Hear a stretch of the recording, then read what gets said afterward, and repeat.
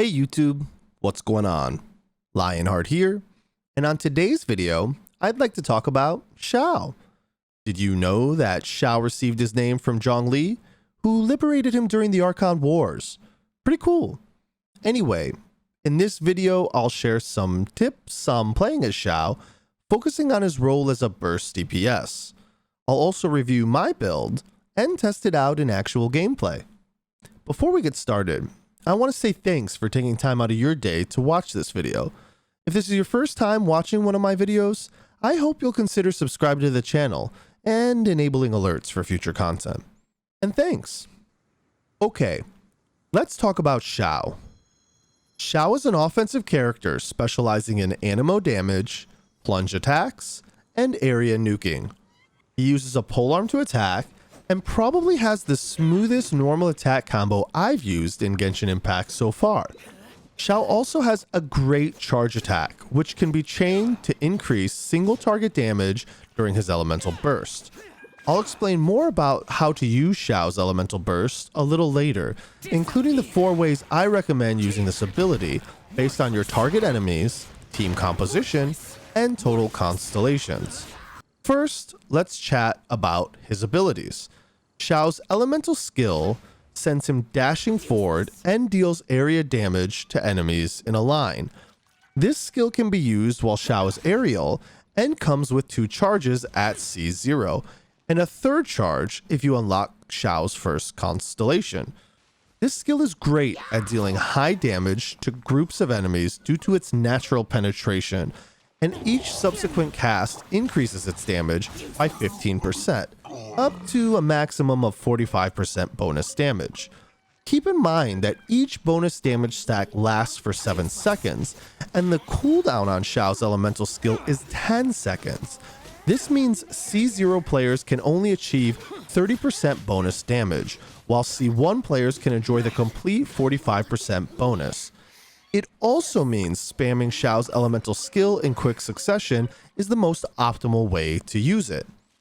Okay, let's chat about Xiao's elemental burst, which is a self-steroid that drains his health over time, but converts his normal and plunge damage into Anemo, increases his jump height, and provides him with a new plunge attack that deals massive area damage. He also gains 5% bonus damage every 3 seconds, stacking until his elemental burst ends, for a maximum of 25% bonus damage. The bonus damage lasts for 15 seconds, or until Xiao leaves the battlefield. There are 4 combos you can use during Xiao's elemental burst. The first is a plunge cancel. This involves jumping while spamming your normal attack to plunge as fast as possible. This is great whenever you are fighting more than one enemy, and it's the basis for all the other combos. The second is a plunge charge. This involves the same steps as a plunge cancel, except you work in a charge attack between each plunge. This is optimal for fighting bosses and other single target enemies. The third way is a plunge wind cycle. This involves the same steps as a plunge cancel, except you use 3 dashes between each plunge. This method only works when you hit multiple targets with your plunge attack and is only available to max constellation players. The fourth way is a plunge auto cycle. This is a plunge cancel with a normal attack between each plunge. This method doesn't deal as much damage as the charge attack, but it can be very useful for applying Xingqiu's elemental burst. I'll show you how to do this more during the Abyss runs at the end of the video. Alright, let's talk about builds for this video. Our focus will be on Anemo Gladiator, which includes 2 pieces of Viridescent Veneer and 2 pieces of Gladiator. This will provide Xiao with 15% bonus Anemo damage and 18% bonus attack. Since Xiao is played more as a melee caster, Anemo Gladiator felt like the most optimized loadout. I did run tests with 4-piece Gladiator, 4-piece Viridescent, and a few other mix and match options. However, none of them outperformed Anemo Gladiator when playing around Xiao's 4 elemental burst combos. The challenge for most players will be getting a hold of useful Gladiator artifacts. When planning for how to equip Xiao, I recommend that you use Gladiator for the flower and plume, Viridescent for the sand and circlet, and then any piece for the goblet. The reason you want to do this is that the flower and plume have fixed primary stats, which means it will be easier for you to find useful pieces. Since Gladiator costs twice as much to farm as normal artifacts and doesn't even guarantee you a legendary drop until AR 55, it's probably the most expensive piece to farm. That's why you want to devote your flower and plume to it. Even though I didn't do that in my case, I still think it's the most efficient way for you. Then for the sands and circlet, you can farm the Viridescent, which is going to give you better odds at getting a useful piece. Since the goblet is the hardest piece to farm because there are so many different possible primary stats in addition to substats, I think you want to leave that as your open piece so that whenever you get a useful Anemo goblet, you can work it in and not need to worry too much about whether or not it's going to break your set bonuses.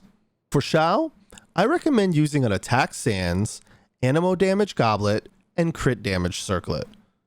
For weapons, your selection will depend on your luck and total spend. If you have access to 5-star weapons, I recommend using Jade Spear or Skyward Spine. Between the two, I prefer Jade Spear as you can make full use of its stats. This isn't true for Skyward Spine, which is better on characters who will use a lot of normal attacks. However, Skyward Spine is still preferable over other 4-star options as it provides energy recharge, crit rate, and high base attack. And you can also use Xiao for normal attacking, it's just not where I primarily use him, though I will show you how I intentionally auto-attack more with him than I normally do in the Abyss runs at the end of the video. Also, keep in mind that the Staff of Homa is about to release in a couple of days, and depending on when you're watching this video, is already available. That is also a viable option on Xiao, though it's not the one I recommend over the two we've already talked about. If you're searching for the best 4-star option, there are 3 great selections available: the Favonius Lance, Deathmatch, and the Blackcliff Pole. At level 90, the Favonius Lance provides the highest base attack of all 3 at an impressive 565 base. This is unusual for the Favonius series and makes it a better contender than normal. You will also have greater elemental burst uptime due to its natural energy recharge and passive ability. Deathmatch and Blackcliff Pole are great options for improving your crit rate or crit damage respectively. Deathmatch is less conditional, but also comes with a lower base attack. Look, I think all 3 are great options and you can choose whichever one fits your playstyle. Keep in mind also that the new Lithic set is going to be releasing in a few days with the Staff of Homa, and that may bring another viable option for Xiao players in the near future. Okay. That about covers all the build stuff I wanted to chat about for Xiao. In the gameplay ahead, I'll be using Xiao with the following gear: Jade Spear, Anemo Gladiator with these primary stats: HP, Attack, Attack percent, Anemo damage bonus, and crit damage. This provides about 18,000 HP, 2100 attack, 73% crit rate, 192% crit damage, 144% energy recharge, and 61% Anemo damage bonus. Alright, before we get into the footage ahead, which will be me showcasing Xiao on floor 11 and floor 12, I want to talk a little bit about my methodology for showcasing him. First, as you can see, my Xiao is Constellation 6. But I want to make sure that the showcase is a little bit more relevant to you. So what I'm doing right here, I'm absolutely going to not do and intentionally avoid in all of the showcasing ahead. You can see that having C6 really changes the total damage output that Xiao can do because it allows him to spam his elemental skill after each plunge attack while the elemental burst is active. I am not going to do that in the footage ahead. And I'm also going to try and not use the third charge of the elemental skill, so that way I can get as close to possible as all player types. Okay, the constellations in between Constellation 1 and Constellation 6, I actually don't really think change him that much other than giving him more damage. They're not super relevant in my opinion. So I'm avoiding the ones that I think have the biggest impact on playstyle and hopefully that'll allow this demo to be more relevant to you. Okay. Second, I want to talk about the characters I use to showcase Xiao. So in team comp, I'm using Kea, Diona, and Xingqiu. They're all 4-star characters, and I did that intentionally so that you would have the highest likelihood of having access to these characters. And if you've hung around my channel long enough, or you've watched me live on Twitch, you know that I'm a big fan of Lion Permafrost, and basically weaving Hydro and Cryo together to create different kinds of compositions that lock up enemies, and honestly can lead to a lot of really fun gameplay. So that's the selection here. The general thought process is that Xiao can come in, can auto attack and lock down enemies, and can also do plunge autos to proc Xingqiu's ultimate, while having either Diona's ultimate down on the ground, which applies Cryo, or having Kea's ultimate active, which also applies Cryo around Xingqiu. Around Xiao, but also around Xingqiu, but hopefully Xingqiu's not in because we're playing Xiao. This allows me to use Xiao for auto attacking and also keep him in most of the time, because both Kea and Xingqiu can use their kits in Xingqiu's case almost entirely without being in Kea's case, right? The elemental skills very, very fast, and then both elemental bursts last, they persist while Xiao's in. It's the same thing with Diona, and then Diona also gives us that extra shield. So yeah, so that's why I'm doing it. Also, you may have noticed that we went from floor 11 chamber 1 first half to second half with the exact same team.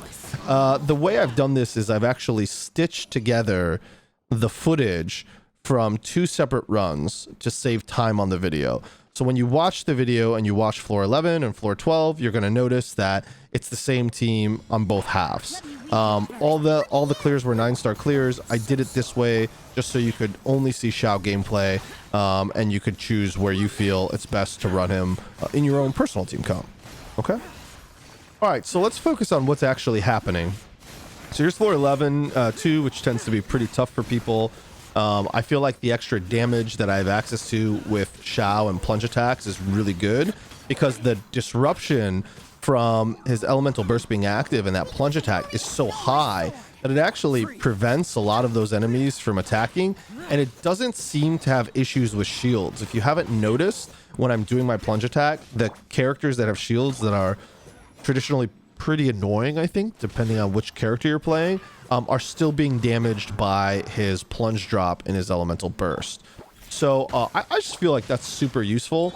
And then because we're running a permafrost comp here, we can actually also just freeze those enemies if we're cycling. So let's say you start this and you feel like it's not working for whatever reason. You didn't have the elemental burst up that you wanted for Xiao, which, by the way, for floor 11 too, I feel like it's so important to try and end with your elemental burst charge so you can just use them right away. If you don't do that, the run becomes way more hard. So if you're like stuck on 11-2 and you're like looking at it and you hit start and you realize you don't have energy on the characters that need energy, you might want to try and restart your run. It is so much easier if you start with energy, and you can choose to end 11-1 that way by spamming your elemental skills right before you defeat the last opponent. Anyways, here you can see like the usefulness of this is just like blasting down a bunch of extra damage. And I actually made the intentional decision to still focus on this guy rather than run off, even though the other ones are more important, because I was worried about him dealing a lot of damage, and I also needed to buy time for my cooldowns to come back up to be able to freeze these characters. So you can see what I'm doing here, right? It's like focus on them, freeze them. All right, now they're frozen. I can go through and just sort of delete them one at a time. And that was actually kind of sloppy. I honestly could have just focused down like at the beginning rather than just running in and wasting time with my elemental burst. I could have just run up to the Pyro Fatui agent, bursted him down, and then gone back and dealt with the rest of the guys. So for that floor, I think you can do that either way. You can focus the Pyro Fatui agent down first, or you can go and focus down the other ones. The trick with that is you need to make sure the Fatui agent doesn't target the monolith, because one dash on that monolith will ruin your run. But here you can see like kind of the magic of the frost, right? Look how good this is. And just dash through both of them with the elemental skill, activate my burst to finish them off, and then immediately switch targets to the Hydro Fatui, who's the most important one to kill. And here you can see, at least at the beginning of that, I started using the charge method. plunge charge because I needed to kill him as fast as possible, and that does the most damage. And then as soon as the Electro Fatui ran in range, I switched to plunge cancel, right? Because plunge cancel then ends up being the most effective. The only problem I have here with this run is that because I took so long to defeat both of them, he shields up. And unless you have a good clear time on the first half, it actually takes this comp a long time to break through a Geo shield. Because I don't have any heavy hitters, right? I don't have Claymore, and I don't have like a strong elemental reaction like you know, Pyro and Electro, for example, to be able to break through the shield. So I actually have to raw DPS through it, which is the most inefficient way to do it, but will still work for me here because the clear was good on the first half of the run. This is just something to keep in mind. One of the downsides, I guess, of the team comp that I chose was actually the only downside that I didn't like in recording all the footage for this video. All right, so here we are in 11-3. Going to be split up, right? 2 season mages, followed by 2 Pyro Fatui agents. And you can just see the power of being able to lock down with Xiao, right? Because we're swirling, we're not breaking the freeze, and we're continuing to deal extra damage. It's really nice. When they get grouped up enough, we can do a double plunge. When they're not grouped, we go in for the extra attacks, right? And here, you would notice that I was doing the plunge cancel into an auto because Xingqiu's elemental burst was active, or at least I thought it was, right? So in order to take advantage of that, right, the elemental burst doesn't work unless I layer in an auto attack between. So I was doing the auto attack rather than the plunge cancel into charge, which without Xingqiu on the team would be the most efficient single target damage for Xiao's elemental burst. There we go. Pretty cool, huh? So again, just to kind of review that for you, with this team comp, if Xingqiu's elemental burst is active, you want to do a plunge cancel into a normal attack. If Xingqiu's elemental burst is not active, then you want to do a plunge attack into a charge attack, okay? When you're fighting single targets. Anytime you're fighting more than one target, there's 2 targets in range, you basically just want to spam plunge cancel. Sometimes, like you may see me do, like, especially in this comp with Xingqiu, you may see me do like an auto just to try and keep them frozen, right? Like there, you see I'm trying to keep that guy frozen. But other than that, you really just want to spam it. You know, it's only when Xingqiu's elemental burst is active that it makes sense to get that extra auto in there. And otherwise, it's basically plunge cancel or plunge cancel into charge, or if you're a C6 player, plunge cancel into spamming E, which I told you I was intentionally not doing in this clear, just to make it more applicable to other players. I think the new floor 12 is actually really fun. These guys are super active. They can do elemental reactions with one another. They're resistant to Geo. There's different elements on each chamber. Well, it's chamber 1, but on each half. So like, I just feel like it's actually super fun. But I can see how this could be frustrating. You know, one of the things that makes this a lot easier is shields, right? I'm using Diona here, and I have a guide on Diona. If you have her and haven't built her up, you can find that on the channel. But you could also use like Zhongli, a really strong shield, and also now Shred's, you know, resistance, which is incredible. Those are probably 2 of the best characters, I would say, to help you get through floor 12 if you're having difficulties, Diona and Zhongli. Well, look at this. You can just see we can just like leave him frozen for the most part in between each of these attacks. Look at this, and it makes it so easy. Look at that. He's already almost half health. Hasn't really done much because we've kept him frozen. The other guy in the background's also frozen, right? So I just feel like this comp is pretty nice. It makes things easier for you. You know, and you don't really disrupt it because you're dealing Anemo damage, so you're not really breaking them out of the freeze, which can just be so nice to keep your enemies grouped up nice and tight for your elemental burst plunge attacks, right? I don't know why I'm auto attacking with Diona there. That's pretty funny. I think I just wanted to get her elemental burst out, but yeah, don't do that. Whoops. Yeah, and a bit too much movement there on Xiao also. I could have just focused on the one. So here you'll see I'll do plunge, cancel, charge, because Xingqiu's ultimate isn't up and I'm fighting a single target. So that's what you do. Okay. Really important that you make these almost second nature, right? It's confusing at first, the different attack methods, but I feel like with a little bit of practice, you can get them down and really have a nice flowing natural result based on the enemies you're fighting, based on your team composition, right? So yeah, I think that can just make things way easier for you. All right, let's proceed with chamber 2.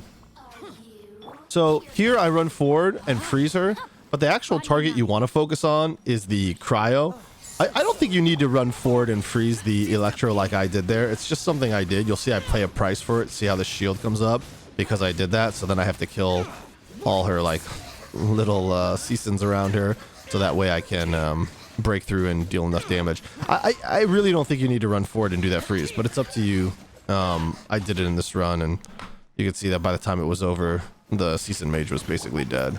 She did like one ability beforehand. So yeah, totally up to you, but you can see, ooh, got a little low health there. Had to use Diona's ultimate to heal myself up, but you can see then I'm just able to stun lock her with the freeze comp and just land all these auto attacks. And actually have my ulti up. I'm trying not to use it so I can save it for the next floor, which is why it hasn't been activated yet here. And there you go.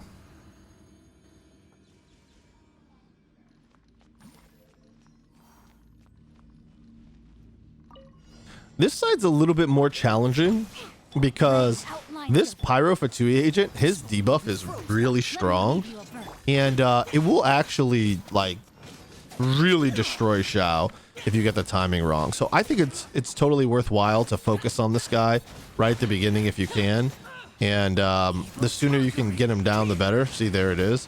Look at my health. I'm gonna end up having to like end my ulti early, right? Because it was dealing so much damage to me. So I activated my elemental burst and totally wasted it there, because that if I had stayed on Xiao, I would have died due to the pyro. I don't even know what you call it, the fireball that follows you around. So yeah, so just make sure you're not greedy with that fireball. Even if you activate your elemental burst like I did there, if you need to end it early, you end it early. Do not die to that. You'll just entirely waste the run. And you can deal a lot of nice AoE damage. Here, again, if you're running permafrost, you can reveal these guys much easier. You can also just spam your plunge attacks inside of Diona's ultimate, which will keep you alive, as it did for me there, and allow you to clear the floor with a lot more ease than if you didn't have it, right? So like you have the shield, you have the elemental burst healing you. Yeah, it's just really, really nice. All right, so for these guys, it's kind of the same thing, right? They're super annoying. With the geo buff below this guy, it's going to summon ground waves that will deal a lot of AoE damage to you. It's very similar to the pyro one, actually, in terms of like how quickly it can take you down. So you really need to be careful. Diona's ultimate can help heal you. The shield can help, but in general, you're just going to group it together, Xiao, and you're just going to spam plunge cancel, right? And you, interestingly, if you're in the air when these guys come down with this jump, like let's see if, yep, see how they both came down, but I was in the air. So you can actually avoid getting knocked back from that and taking a ton of damage. It's really, really useful for helping you just kind of stay alive and do a lot of damage to them and not get hit, right? So you can do this kind of aerial jump to avoid big hits from Ruin Guards, and feels really rewarding and great way to keep your damage output up without having to run away. Also, I don't know if you noticed, but there's an additional source of healing in this team comp, right? That really, the reason why this comp's like so nice is it's giving you a shield for Xiao. It's also allowing you to spam plunges inside Diona's ult, which is going to heal you.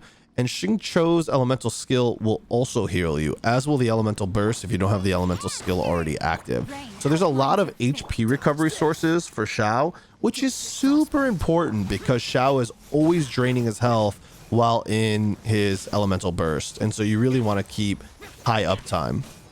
All right, this floor is a nightmare. You need to pay attention for the ice snare, the cryo snare that comes up out of the floor.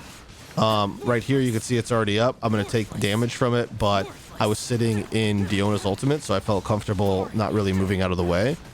And you just need to keep an eye out for it. You can see it. There it is, right? Look at all the damage I took. Look how low he got. Like, you have to be really, really careful with that stuff. So one of the ways to not die to that is if you just watch your character's feet, you can actually see when it comes up.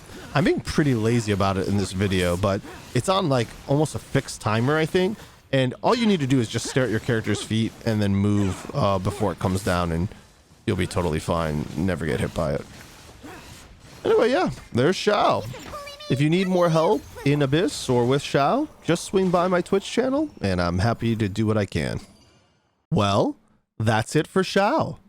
I hope you enjoyed learning about the Anemo Gladiator build. If you liked the video, please take a moment to subscribe to my channel. I publish content each week about Genshin Impact, from new builds to farming routes that may help you in the journey ahead. I also stream live Sunday through Friday on Twitch, starting at 9 p.m. New York time. Hope to see you there. That's all I have for this video. If you have any questions, please leave them in the comments below. I hope you have a great time playing Genshin Impact, and I'll see you next time.